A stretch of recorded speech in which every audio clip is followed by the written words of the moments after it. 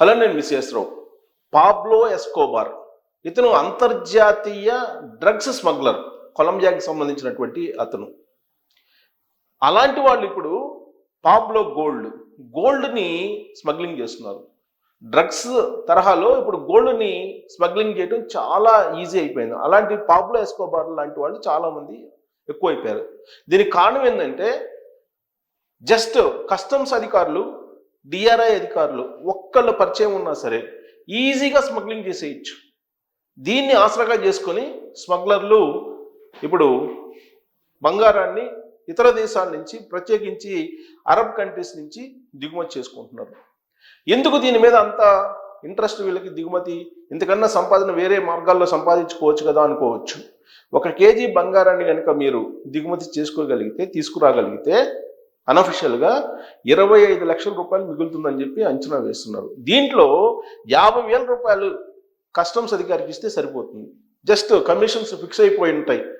Just పరిచయాలు ఉంటే చాలు, కమిషన్స్ ఫిక్స్ అయిపోయి ఉంటే 50,000 రూపాయలు తీసుకొని కస్టమ్స్ అధికారులు తనిఖీ లేకుండా మిమ్మల్ని పంపించేస్తారు. ఆ కారణంగానే బంగారం భారీగా స్మగ్లింగ్ జరుగుతుంది ఇండియాకి అనేటువంటిది వరల్డ్ గోల్డ్ కౌన్సిల్ తేల్చింది. వరల్డ్ గోల్డ్ కౌన్సిల్ చెప్పిన దాని ప్రకారం ఏడాదికి 300 టన్నుల బంగారం స్మగ్లింగ్ జరుగుతుంది ఇండియాకి. మొత్తం ఇండియాకి ఏడాదికి 700 టన్నుల బంగారం వస్తూ ఉంటే ఈ 700 టన్నుల్లో 300 టన్నుల బంగారం స్మగ్లింగ్ రూపంలో వస్తుంది. అంటే అన్అఫిషియల్గా వస్తుంది. కేవలం 400 టన్నుల బంగారం మాత్రమే అఫీషియల్గా దిగుమతి అవుతుంది. ఈ స్మగ్లింగ్ని తగ్గించడానికి భారత ప్రభుత్వం ఏం చేసింది? 2022లో దిగుమతి సుంకం 15% నుంచి 6% తగ్గించింది. అయినప్పటికీ స్మగ్లింగ్ అయితే తగ్గల. స్మగ్లింగ్ తగ్గకపోగా ఇంకా ఎక్కువ అయిపోయింది. ఇవాళ యాజ్ ఆఫ్ నౌ నేను ఈ వీడియో చేసే సమయానికి గుజరాత్ ఎయిర్పోర్ట్లో 107 కిలోలు బంగారాన్ని స్మగ్లింగ్ చేస్తూ పట్టుబడ్డారు. 107 కిలోలు బంగారం అంటే దాదాపు కొన్ని కోట్ల రూపాయలు ఉంటుంది. అది కొన్ని కోట్ల రూపాయలు. సో 107 కిలోల బంగారం గుజరాత్ ఎయిర్పోర్ట్లో జరిగింది. శంషాబాద్ ఎయిర్పోర్ట్లో అయితే తరచూ మనం వింటూ ఉంటాం, ప్రైవేటు పార్ట్స్లో తీసుకురావటం, అలాగే పౌడర్ రూపంలో కూడా తీసుకొచ్చి బంగారాన్ని స్మగ్లింగ్ చేస్తూ ఉన్నారు. అసలు మలద్వారంలో కూడా పెట్టుకొని బంగారాన్ని స్మగ్లింగ్ చేసుకున్నటువంటి న్యూస్ను మనం విన్నాం. మరి ఇంత పెద్ద ఎత్తున బంగారం స్మగ్లింగ్ కావడానికి రకరకాల మార్గాలను ఎంచుకుంటున్నారు స్మగ్లర్స్. విచిత్రమైనటువంటి పరిణామం ఏంటంటే కొన్ని మార్గాలను కనుక మనం చూస్తే అసలు స్మగ్లర్స్కి ఇన్ని మార్గాలు ఉన్నాయా అని చెప్పి ఆశ్చర్యం కలుగుతుంది. మలద్వారం ద్వారా గోల్డ్ని స్మగ్లింగ్ చేయటం అనేది ఎప్పుడైనా విన్నారా? అది జరిగింది. శంషాబాద్ ఎయిర్పోర్ట్లో పట్టుకున్నారు. పౌడర్ని స్మగ్లింగ్ చేశారు, బంగారం పౌడర్ని. ఇలాంటి సంఘటనలు చాలా మనం రోజు వింటూ ఉన్నాం. అయినప్పటికీ బంగారం అత్యధికంగా స్మగ్లింగ్ అవుతున్నటువంటి ఎయిర్పోర్టుల్లో శంషాబాద్ ఉంది. Hyderabad airport, Shamshabad international airport.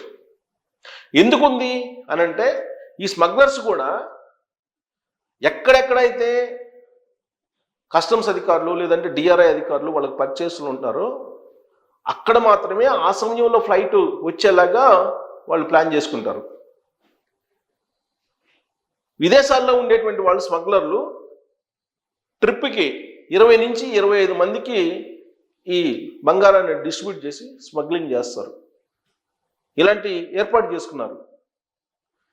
మొట్టమొదటి ఏం చేస్తారంటే వాళ్ళు మొదటి ప్రయత్నం డొమెస్టిక్ విమానాలు ఉంటాయి కదా, వాటిని బేస్ చేసుకుంటారు. ఇంటర్నేషనల్ ఎయిర్పోర్ట్ ఉంటుంది. సో ఇంటర్నేషనల్ విమానం అది కొన్ని ఎయిర్పోర్ట్స్కి దిగిన తర్వాత అది డొమెస్టిక్గా మారుతుంది. ఇంటర్నేషనల్ నుంచి డొమెస్టిక్గా మారుతుంది. సాధారణంగా మనం ఇంటర్నేషనల్ విమానంలో వస్తే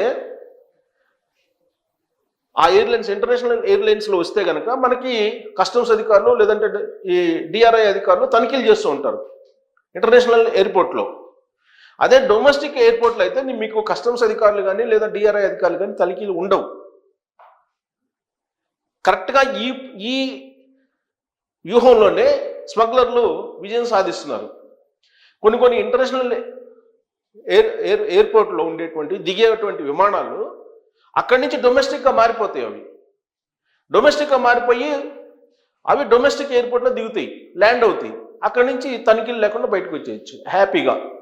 అంటే సపోజ్ నేను అమెరికా లేదంటే దుబాయ్ కంట్రీస్, దుబాయ్లో ఒక ఇంటర్నేషనల్ ఏరోప్లేన్ బయలుదేరింది. దుబాయ్ నుంచి ఢిల్లీలో దిగుతుంది. ఢిల్లీలో దిగంగానే ఇంటర్నేషనల్ ఎయిర్పోర్ట్లో దిగుతుంది ఢిల్లీలో. అదే డొమెస్టిక్గా హైదరాబాద్కి ల్యాండ్ అవుతుంది, సేమ్ అదే విమానం. అయితే ఇక్కడ ఇంటర్నేషనల్ విమానంలో అక్కడ బయలుదేరేటప్పుడు దుబాయ్లో ఇక్కడ డొమెస్టిక్కి సంబంధించినటువంటి ప్రయాణికులను కూడా వాళ్ళే బుక్ చేస్తారు. సీట్ నెంబర్స్ గుర్తుపెట్టుకొని ముందే అక్కడ బయలుదేరేటప్పుడు సీట్లకు సంబంధించిన మధ్యలో, సీట్ల వెనక ఎక్కడెక్కడైతే రహస్య ప్రాంతాలు దాచుకోవడానికి అవకాశం ఉందో అక్కడ దాచేస్తారు. దాచేసి అక్కడ వాళ్ళు బయలుదేరేటువంటి సీట్ ఏదైతే ఉందో దుబాయ్లో, ఢిల్లీలో వాళ్ళు దిగిపోతారు. దిగిపోయిన తర్వాత ఇక్కడ డొమెస్టిక్ ప్రయాణికుడు ఒక ఎక్కుతాడు ఢిల్లీ నుంచి హైదరాబాద్కి. ఈ డొమెస్టిక్ ప్రయాణికుడు అతనికి కనెక్ట్ అయి ఉంటాడు, అంటే సేమ్ సీట్ బుక్ చేసుకుంటాడు. ఇతను పోయి ఆ సీట్లో కూర్చుంటాడు. ఇక్కడికి వచ్చిన ఢిల్లీ నుంచి హైదరాబాద్ శంషాబాద్ ఎయిర్పోర్ట్లో దిగుతాడు డొమెస్టిక్ దాంట్లో దిగి ఆ బంగారాన్ని తీసుకొని హ్యాపీగా వచ్చేస్తాడు వితౌట్ తనిఖీలే ఉండవు. సో దీంతో ఆపరేషన్ కంప్లీట్ అవుతుంది. ఇలా కొంత స్మగ్లింగ్ చేస్తూ ఉన్నారు. ఇక రకరకాలుగా మహిళలు అయితే వాళ్ళ ప్రైవేటు భాగాల్లో, లేదంటే వాళ్ళకు ఉండేటువంటి హ్యాండ్ బ్యాగ్స్లో, లేదంటే వాళ్ళకు ఉండేటువంటి కొన్ని పరికరాల్లో, జాకెట్స్లో, ఇలా రకరకాల రూపంలో ఎక్కువగా లేడీస్ ద్వారానే ఈ స్మగ్లింగ్ని చేయిస్తున్నారు అనేది ఇప్పుడు వరల్డ్ గోల్డ్ కౌన్సిల్ గుర్తిస్తుంది. వరల్డ్ గోల్డ్ కౌన్సిల్ లెక్క ప్రకారం స్మగ్లింగ్ ఎక్కువగా జరుగుతుంది ఇండియాకి. ఎందుకంటే ఇండియాలో ఎక్కువగా గోల్డ్ కొంటూ ఉంటారు. ఇప్పుడు ఉన్నటువంటి తాజా రేట్ల ప్రకారం చూస్తే కనుక 10 గ్రాముల బంగారం 90,000 దాటిపోయింది. ఇది 24 క్యారెట్ల బంగారం. 22 క్యారెట్ల బంగారం అయితే కొంచెం తక్కువ ఉంటుంది. సో ఈ లెక్కన కొన్ని కోట్ల రూపాయలని ఈజీగా సంపాదించడానికి స్మగ్లింగ్నే ఒక మార్గంగా ఎంచుకున్నారు. దీనికి లోకల్గా ఉండేటువంటి పొలిటికల్ వింగు, పొలిటికల్గా రిలేటెడ్ ఉండేటువంటి వాళ్ళు కొంతమంది, వీళ్ళందరూ కూడా సపోర్ట్ ఉన్నారు అనేది తెలుస్తుంది. దీనికి కారణం ఏంటంటే ఇప్పుడు రణ్యారావు కేసుని తీసుకుంటే దాని వెనక పొలిటికల్ సంబంధించినటువంటి మద్దతు ఉందని చెప్పి తెలుస్తుంది. స్మగ్లర్లు కానీ లేదంటే డ్రగ్స్కి కానీ వీటన్నిటికీ కూడా పొలిటికల్ మద్దతు లేకుండా ఏది జరిగే అవకాశం లేదా పోలీసు మద్దతు అన్న ఉండాలి. ఈ రెండు లేకపోతే స్మగ్లింగ్ జరగదు. అందుకే గోల్డ్ కౌన్సిల్ ఏం చెప్తుందంటే కస్టమ్స్ అధికారులు కమిషన్ తీసుకొని స్మగ్లర్స్ని వదిలేస్తున్నారు, 1. 2 డిఆర్ఐ అధికారులు కూడా కమిషన్ తీసుకుని వదిలేస్తున్నారు. 3 ఏంటంటే ఇదంతా కూడా పోలీసుకు సంబంధించినటువంటి వ్యవహారం. గ్రీన్ ఛానల్లో ఎవరైతే వస్తున్నారో ఆ గ్రీన్ ఛానల్లో వచ్చేటువంటి వాళ్ళే ఎక్కువగా స్మగ్లింగ్ పాల్పడుతున్నారు అని చెప్పి, ఈ గ్రీన్ ఛానల్ ద్వారా ప్రయాణించేటువంటి వాళ్ళకు ఉండేటువంటి వెసులుబాటు ఏంటంటే తనిఖీలు ఉండవు పెద్దగా. ఆ గ్రీన్ ఛానల్ ద్వారా ఎవరు వస్తారు? సెలబ్రిటీసే వస్తారు ఎక్కువగా. ఈ సెలబ్రిటీస్ని ఉపయోగించుకొని స్మగ్లర్లు పెద్ద ఎత్తున గోల్డ్ని స్మగ్లింగ్ చేస్తున్నారు అనేటువంటిది వరల్డ్ గోల్డ్ కౌన్సిల్ చెప్తోంది. ఇది నేను చెప్పడం కాదు, వరల్డ్ గోల్డ్ కౌన్సిలే చెప్తోంది. సో బంగారాన్ని స్మగ్లింగ్ చేసే వాళ్ళు ఎవరంటే ఎక్కువగా గ్రీన్ ఛానల్లో వచ్చేటువంటి సెలబ్రిటీసే. మరి వాళ్ళని టచ్ చేసే ధైర్యం ఎవరికి ఉంటుంది? కస్టమ్స్ అధికారులకు ఉండాలి, లేదా డిఆర్ఐ అధికారులకు ఉండాలి. వాళ్ళు కమిషన్ తీసుకుని వాళ్ళ పాటికి వాళ్ళు కమిషన్ తీసుకొని వెళ్ళిపోతున్నారు. కారణం ఏంటంటే వాళ్ళు ఎందుకు కమిషన్ తీసుకుంటారంటే జనరల్గా ఈ ఎక్సైజ్ సంబంధించి, సెంట్రల్ ఎక్సైజ్కి సంబంధించి కస్టమ్స్ అధికారులుగా 2 సంవత్సరాలు మాత్రమే వాళ్ళకి డ్యూటీ చేస్తారు. ఈ 2 సంవత్సరాల్లో సంపాదించుకోవడానికి మార్గాలు ఉన్నాయి ఈ స్మగ్లింగ్ రూపంలో. అందుకని వాళ్ళు కమిషన్ తీసుకుంటారు. కమిషన్ నిర్ధారించేశారు 25%, 50,000 అనేది. జనరల్గా మనకి గవర్నమెంట్ డిపార్ట్మెంట్స్లో కాంట్రాక్టర్లు 10 నుంచి 15% ఇచ్చేస్తుంటారు. అది కరప్షన్ కింద రాదు. అది దాన్ని జస్ట్ గిఫ్ట్ కింద ఇచ్చేస్తుంటారు అనమాట. అది చట్టబద్ధం అయింది అనాధికారికంగా కమిషన్ ఇవ్వడం అనేది కాంట్రాక్టర్లు అధికారులకు ఇవ్వడం అనేది. అలాగే గోల్డ్ కూడా కస్టమ్స్ అధికారులు వాళ్ళు 50,000 రూపాయలు కేజీకి తీసేసుకుంటారు. 50,000 రూపాయలు తీసేసుకుని ఇచ్చేస్తుంటారు అనేది ఇప్పుడు వరల్డ్ గోల్డ్ కౌన్సిల్ చెప్తుంది. సో కాబట్టి గ్రీన్ ఛానల్లో ఎవరైతే వెళ్తున్నారో సెలబ్రిటీస్ వాళ్ళ మీద ఎక్కువగా కాన్సన్ట్రేషన్ చేస్తే ఈ స్మగ్లింగ్ చాలా వరకు తగ్గేటువంటి అవకాశం ఉంది. దీని కారణంగా నష్టపోతుంది ఎవరంటే government of India import duty ఏదైతే ఉందో దాన్ని తగ్గించినప్పటికీ ఈ స్మగ్లింగ్ తగ్గట్లేదు. దాంతో రావాల్సినటువంటి ట్యాక్స్ కూడా రావట్లేదు. పైగా గోల్డ్ ఈ స్మగ్లింగ్ కావడం అనేది మార్కెట్లో ఉన్నటువంటి బంగారంలో 30% స్మగ్లింగ్ రూపంలో వచ్చినటువంటి బంగారం అని చెప్పి అంటున్నారు.